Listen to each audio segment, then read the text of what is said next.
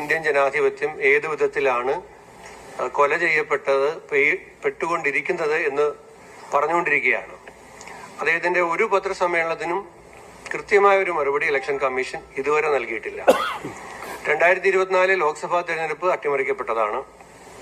മഹാരാഷ്ട്ര നിയമസഭാ തെരഞ്ഞെടുപ്പിൽ ലോക്സഭാ തെരഞ്ഞെടുപ്പിന്റെ ശേഷം അവിടെ നടത്തിയ കൃത്രിമങ്ങൾ അദ്ദേഹം വളരെ തെളിവുകളുടെ അടിസ്ഥാനത്തിൽ വിശദീകരിച്ചതാണ്.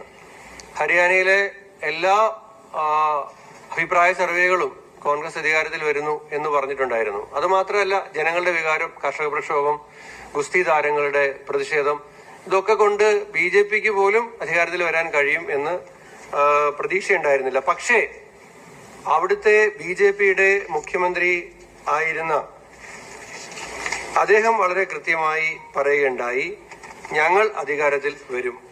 അധികാരത്തിൽ